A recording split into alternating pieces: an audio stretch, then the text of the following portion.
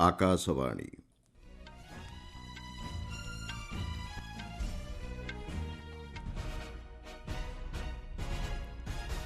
ସମ୍ବାଦ ପଢୁଛନ୍ତି ମଳୟ ରଞ୍ଜନ ମିଶ୍ର। ଆନ୍ଧ୍ରପ୍ରଦେଶ ଏବଂ ଓଡ଼ିଶାକୁ ଆଜିଠାରୁ ଦୁଇଦିନିଆ ଗସ୍ତରେ ଆସିବେ ପ୍ରଧାନମନ୍ତ୍ରୀ। ଅଷ୍ଟାଦଶ ପ୍ରବାସୀ ଭାରତୀୟ ସମ୍ମିଳନୀକୁ ଭୁବନେଶ୍ୱରଠାରେ ଆସନ୍ତାକାଲି କରିବେ ଉଦ୍ଘାଟନ। ଏକ ଦେଶ ଏକ ନିର୍ବାଚନ ସମ୍ପର୍କିତ ବିଲ୍ ଦୁଇଟି ଉପରେ ବିଚାର ବିମର୍ଶ ଲାଗି ଆଜି ହେବ ଜେପିସିର ପ୍ରଥମ ବୈଠକ। ଇସ୍ରୋର ପରବର୍ତ୍ତୀ ଅଧ୍ୟକ୍ଷ ଭାବେ ନିଯୁକ୍ତ ହେଲେ ଭି ନାରାୟଣନ। ନେପାଳ ତିବ୍ବତ ସୀମାରେ ଘଟିଥିବା ଭୂକମ୍ପରେ ମୃତ୍ୟୁସଂଖ୍ୟା 126କୁ ବୃଦ୍ଧି ଏବଂ ହକି ଇଣ୍ଡିଆ ଲିଗ୍ର ଗତକାଲି ମ୍ୟାଚ୍ରେ ବେଙ୍ଗଲ ଟାଇଗର୍ସକୁ ପରାସ୍ତ କଲା କଳିଙ୍ଗ ଲାନ୍ସର୍ସ। ପ୍ରଧାନମନ୍ତ୍ରୀ ନରେନ୍ଦ୍ର ମୋଦି ଆଜିଠାରୁ ଦୁଇଦିନ ଆନ୍ଧ୍ରପ୍ରଦେଶ ଏବଂ ଓଡ଼ିଶା ଗସ୍ତରେ ଆସିବେ। ଆନ୍ଧ୍ରପ୍ରଦେଶର ବିଶାଖାପାଟଣାଠାରେ ନିରନ୍ତର ବିକାଶ, ଶିଳ୍ପ ଅଭିବୃଦ୍ଧି ଏବଂ ଭିତ୍ତିଭୂମି ବିକାଶ ଉପରେ ଗୁରୁତ୍ୱ ଦେଇ 2 ଲକ୍ଷ କୋଟିରୁ ଅଧିକ ଟଙ୍କାର ବିଭିନ୍ନ ପ୍ରକଳ୍ପର ଉଦ୍ଘାଟନ ଓ ଶିଳାନ୍ୟାସ କରିବେ। ଆଭାସୀ ମାଧ୍ୟମରେ ଉଦ୍ଘାଟନ କରିବାକୁ ଥିବା ପ୍ରକଳ୍ପଗୁଡ଼ିକ ମଧ୍ୟରେ ପୁଡ଼ିମାଡାକାଠାରେ 1,50,000 କୋଟି ଟଙ୍କାର ଅତ୍ୟାଧୁନିକ ଗ୍ରୀନ୍ ହାଇଡ୍ରୋଜେନ୍ ହବ୍ ପ୍ରକଳ୍ପର ଶିଳାନ୍ୟାସ କରିବେ। 20 ଗିଗାୱାଟ୍ର ଅକ୍ଷୟଶକ୍ତି କ୍ଷମତା ସମ୍ପନ୍ନ 1,500 ଟିପିଡି ଗ୍ରୀନ୍ ହାଇଡ୍ରୋଜେନ୍ ଏବଂ ଗ୍ରୀନ୍ ମିଥାନଲ୍, ଗ୍ରୀନ୍ ୟୁରିଆ ଓ ନିରନ୍ତର ବିମାନ ଇନ୍ଧନ ଭଳି ପ୍ରକଳ୍ପ ଏଥିରେ ଅନ୍ତର୍ଭୁକ୍ତ। ବିଶାଖାପାଟଣାଠାରେ ଆଜି ସନ୍ଧ୍ୟାରେ ପହଞ୍ଚି ପ୍ରଧାନମନ୍ତ୍ରୀ ମୁଖ୍ୟମନ୍ତ୍ରୀ ଏନ୍ ଚନ୍ଦ୍ରବାବୁ ନାଇଡୁ ଏବଂ ଉପମୁଖ୍ୟମନ୍ତ୍ରୀ ପବନ କଲ୍ୟାଣଙ୍କ ସହ ଏକ ରୋଡ୍ ଶୋରେ ଯୋଗଦେବେ। ଆନ୍ଧ୍ର ବିଶ୍ୱବିଦ୍ୟାଳୟ ଇଞ୍ଜିନିୟରିଂ ପଡ଼ିଆରେ ସାଧାରଣ ସଭାକୁ ସମ୍ବୋଧନ କରିବାର କାର୍ଯ୍ୟସୂଚୀ ରହିଛି। ପ୍ରଧାନମନ୍ତ୍ରୀ ଆଭାସୀ ମାଧ୍ୟମରେ ବିଶାଖାପାଟଣା ଦକ୍ଷିଣ ତଟ ରେଳପଥ ମୁଖ୍ୟାଳୟ ସମେତ 19,500 କୋଟି ଟଙ୍କାର ବିଭିନ୍ନ ରେଳ ଏବଂ ସଡ଼କ ପ୍ରକଳ୍ପର ଲୋକାର୍ପଣ ଓ ଶିଳାନ୍ୟାସ କରିବେ। ଓଡ଼ିଶା ସରକାରଙ୍କ ସହଯୋଗରେ ଭୁବନେଶ୍ୱରଠାରେ ଆୟୋଜିତ ଅଷ୍ଟାଦଶ ପ୍ରବାସୀ ଭାରତୀୟ ସମ୍ମିଳନୀକୁ ଆସନ୍ତାକାଲି ପ୍ରଧାନମନ୍ତ୍ରୀ ଉଦ୍ଘାଟନ କରିବେ। ଶୁକ୍ରବାର ପର୍ଯ୍ୟନ୍ତ ଚାଲିବାକୁ ଥିବା ଏହି କାର୍ଯ୍ୟକ୍ରମରେ ଯୋଗଦେବା ପାଇଁ ପ୍ରବାସୀ ଭାରତୀୟ ଓଡ଼ିଶାରେ ପହଞ୍ଚିଛନ୍ତି। 17ଟି ରାଷ୍ଟ୍ରର ପ୍ରାୟ 4,000ରୁ ଅଧିକ ପ୍ରବାସୀ ଭାରତୀୟ ଏହି ସମ୍ମିଳନୀରେ ଯୋଗ ଦେଉଛନ୍ତି। ରାଷ୍ଟ୍ରପତି ଦ୍ରୌପଦୀ ମୁର୍ମୁ ଉଦ୍ଯାପନୀ ସମାରୋହରେ ମୁଖ୍ୟ ଅତିଥି ଭାବେ ଯୋଗଦେବେ। ସମ୍ମିଳନୀ ଅବସରରେ ବିକଶିତ ଭାରତ ଗଠନରେ ପ୍ରବାସୀ ଭାରତୀୟଙ୍କ ଅବଦାନ ଶୀର୍ଷକ ଆଲୋଚନା ଆୟୋଜିତ ହେବ। ସୂଚନାଯୋଗ୍ୟ, ପ୍ରବାସୀ ଭାରତୀୟ ସମ୍ମିଳନୀ ଭୁବନେଶ୍ୱରଠାରେ ଆଜିଠାରୁ ଆରମ୍ଭ ହେଉଛି। ଓଡ଼ିଶାରେ ପ୍ରଥମ ଥର ପାଇଁ ଏଭଳି ସମ୍ମିଳନୀର ଆୟୋଜନ କରାଯାଇଛି।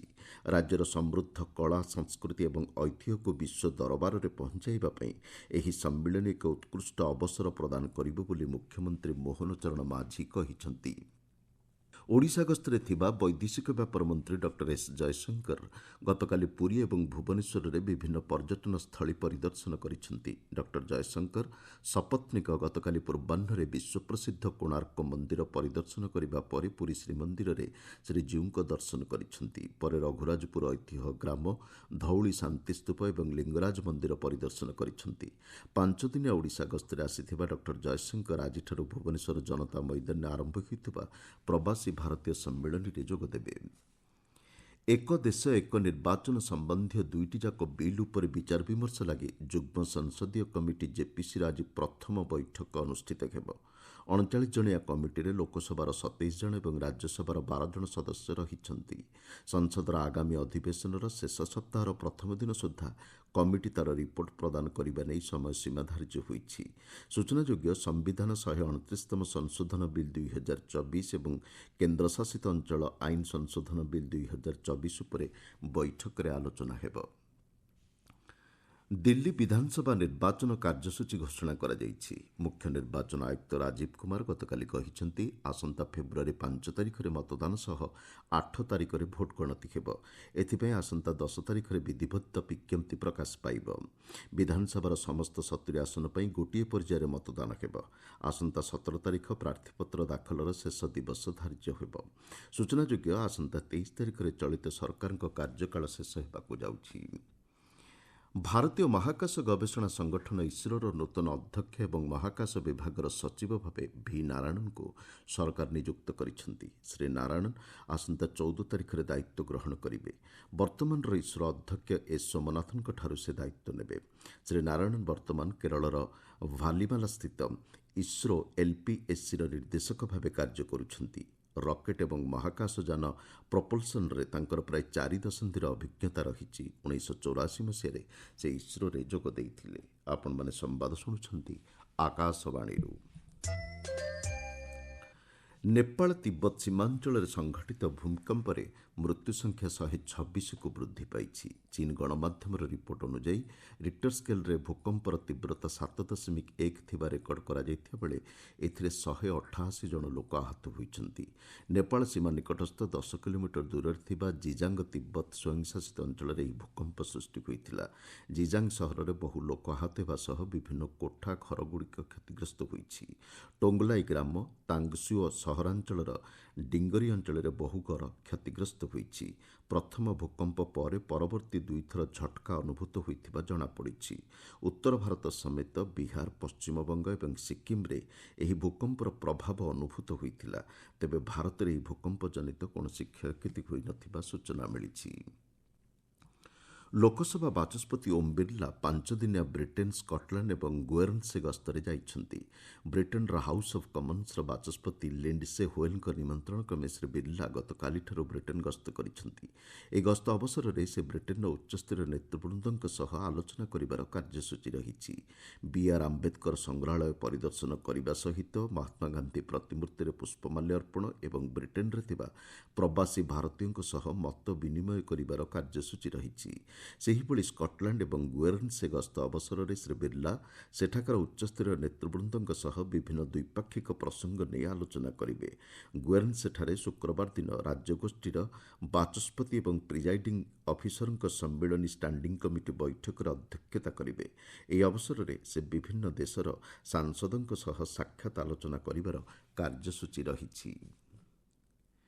ପ୍ରତିରକ୍ଷା ମନ୍ତ୍ରୀ ରାଜନାଥ ସିଂହ କହିଛନ୍ତି ଭାରତ ସୀମା ନିକଟରେ ତିବ୍ବତରେ ବ୍ରହ୍ମପୁତ୍ର ନଦୀ ଉପରେ ଏକ ବୃହତ୍ ନଦୀବନ୍ଧ ନିର୍ମାଣ କରିବା ନେଇ ଚୀନ୍ର ଯୋଜନା ଉପରେ ସରକାର ତୀକ୍ଷ୍ଣ ନଜର ରଖିଛନ୍ତି।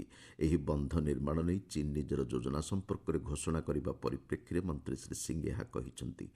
ଭାରତ ନିଜର ସ୍ୱାର୍ଥରକ୍ଷା ପାଇଁ ଏ ଦିଗରେ ଆବଶ୍ୟକ ପଦକ୍ଷେପ ଗ୍ରହଣ କରିବ ବୋଲି ସେ କହିଛନ୍ତି।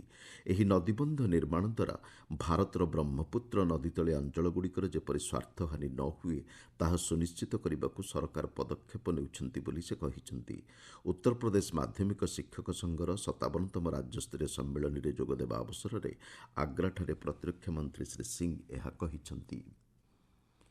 ସର୍ବଭାରତୀୟ ସ୍ତରରେ ଡ୍ରାଇଭିଂ ତାଲିମ ଅନୁଷ୍ଠାନ ଡିଟିଆଇ ପ୍ରତିଷ୍ଠା କରାଯିବ ବୋଲି ସଡ଼କ ପରିବହନ ଓ ରାଜପଥ ମନ୍ତ୍ରୀ ନୀତିନ ଗଡ଼କରୀ ସୂଚନା ଦେଇଛନ୍ତି। ଏହି ଅନୁଷ୍ଠାନ ସ୍ୱୟଂଚାଳିତ ପରୀକ୍ଷା କେନ୍ଦ୍ର ଏବଂ ଏ ସଂକ୍ରାନ୍ତ ସମନ୍ୱୟ ଭିତ୍ତିଭୂମିର ବିକାଶ ପାଇଁ କାର୍ଯ୍ୟ କରିବ। ଗଣମାଧ୍ୟମକୁ ଏ ସମ୍ପର୍କରେ ସୂଚନା ଦେଇ ମନ୍ତ୍ରୀ ଶ୍ରୀ ଗଡ଼କରୀ କହିଛନ୍ତି, ଗାଡ଼ି ଚଳନା କ୍ଷେତ୍ରରେ ଦକ୍ଷତା ବୃଦ୍ଧି ଲକ୍ଷ୍ୟ ନେଇ ଏହି ପଦକ୍ଷେପ ଗ୍ରହଣ କରାଯାଇଛି। ସମସ୍ତ ରାଜ୍ୟ ଓ କେନ୍ଦ୍ରଶାସିତ ଅଞ୍ଚଳର ପରିବହନ ମନ୍ତ୍ରୀଙ୍କ ସହ ହୋଇଥିବା ବୈଠକରେ ସଡ଼କ ସୁରକ୍ଷାକୁ ସର୍ବାଧିକ ପ୍ରାଥମିକତା ଦିଆଯାଇଛି ବୋଲି ଶ୍ରୀ ଗଡ଼କରୀ କହିଛନ୍ତି।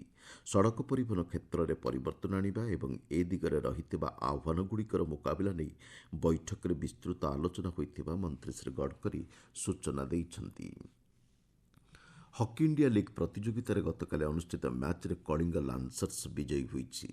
ରାଉରକେଲାର ବିର୍ସାମୁଣ୍ଡା ଆନ୍ତର୍ଜାତିକ ହକି ଷ୍ଟାଡିୟମ୍ଠାରେ ଖେଳାଯାଇଥିବା ଏହି ମ୍ୟାଚ୍ରେ କଳିଙ୍ଗ ଲାନ୍ସର୍ସ ସାଚି ରାହ ବେଙ୍ଗଲ ଟାଇଗର୍ସକୁ 6-0 ଗୋଲ୍ରେ ପରାସ୍ତ କରି ପ୍ରଥମ ବିଜୟ ହାସଲ କରିଛି। କଳିଙ୍ଗ ଲାନ୍ସର୍ସ 4ଟି ମ୍ୟାଚ୍ରୁ ଗୋଟିଏ ବିଜୟ, ଗୋଟିଏ ଅମୀମାଂସିତ ଏବଂ 2ଟି ପରାଜୟ ସହ 4 ପଏଣ୍ଟ ହାସଲ କରିଛି। କଳିଙ୍ଗ ଲାନ୍ସର୍ସର କ୍ରିଶନ ବାହାଦୁର ପାଠକ ପ୍ଲେୟାର ଅଫ୍ ଦି ମ୍ୟାଚ୍ ବିବେଚିତ ହୋଇଛନ୍ତି। ଆଜି 2ଟି ମ୍ୟାଚ୍ ଖେଳାଯିବ। ପ୍ରଥମ ମ୍ୟାଚ୍ରେ ଗୋନାସିକା ହକି ଦଳ ତାମିଲନାଡୁ ଡ୍ରାଗନ୍ସକୁ ଭେଟୁଥିବା ବେଳେ ଦ୍ୱିତୀୟ ମ୍ୟାଚ୍ରେ ୟୁପି ରୁଦ୍ରସ୍ ଏବଂ ହାଇଦ୍ରାବାଦ ତୋଫାନ୍ସ ମଧ୍ୟରେ ମୁକାବିଲା ହେବ। ଇଣ୍ଡିଆ ସୁପର ଲିଗ୍ ଫୁଟବଲ ପ୍ରତିଯୋଗିତାରେ ଆଜି ଏଫ୍ସି ଗୋଆ ଏବଂ ହାଇଦ୍ରାବାଦ ଏଫ୍ସି ମଧ୍ୟରେ ମୁକାବିଲା ହେବ। ଗୋଆର ଜବାହରଲାଲ ନେହେରୁ ଷ୍ଟାଡିୟମ୍ଠାରେ ସନ୍ଧ୍ୟା 7:30ଟାରେ ଏହି ମ୍ୟାଚ୍ ଖେଳାଯିବ। ଏଫ୍ସି ଗୋଆ ପଏଣ୍ଟ ତାଲିକାରେ ତୃତୀୟ ସ୍ଥାନରେ ଥିବାବେଳେ ହାଇଦ୍ରାବାଦ ଏଫ୍ସି ଦ୍ୱାଦଶ ସ୍ଥାନରେ ରହିଛି। ମୁଖ୍ୟ ସମ୍ବାଦଗୁଡ଼ିକ ପୁଣି ଥରେ। ଆନ୍ଧ୍ରପ୍ରଦେଶ ଏବଂ ଓଡ଼ିଶାକୁ ଆଜିଠାରୁ 2 ଦିନିଆ ଗସ୍ତରେ ଆସିବେ ପ୍ରଧାନମନ୍ତ୍ରୀ। ଅଷ୍ଟାଦଶ ପ୍ରବାସୀ ଭାରତୀୟ ସମ୍ମିଳନୀକୁ ଭୁବନେଶ୍ୱରଠାରେ ଆସନ୍ତାକାଲି କରିବେ ଉଦ୍ଘାଟନ। ଏକ ଦେଶ ଏକ ନିର୍ବାଚନ ସମ୍ପର୍କିତ ବିଲ୍ 2ଟି ଉପରେ ବିଚାର ବିମର୍ଶ ଲାଗି ଆଜି ହେବ ଜେପିସିର ପ୍ରଥମ ବୈଠକ। ଇସ୍ରୋର ପରବର୍ତ୍ତୀ ଅଧ୍ୟକ୍ଷ ଭାବେ ନିଯୁକ୍ତ ହେଲେ ଭି ନାରାୟଣନ୍। ନେପାଳ ତିବ୍ବତ ସୀମାରେ ଘଟିଥିବା ଭୂକମ୍ପରେ ମୃତ୍ୟୁ ସଂଖ୍ୟା 126କୁ ବୃଦ୍ଧି ଏବଂ ହକି ଇଣ୍ଡିଆ ଲିଗ୍ର ଗତକାଲି ମ୍ୟାଚ୍ରେ ବେଙ୍ଗଲ ଟାଇଗର୍ସକୁ ପରାସ୍ତ କଲା କଳିଙ୍ଗ ଲାନ୍ସର୍ସ। ସମ୍ବାଦ ଶେଷ ହେଲା।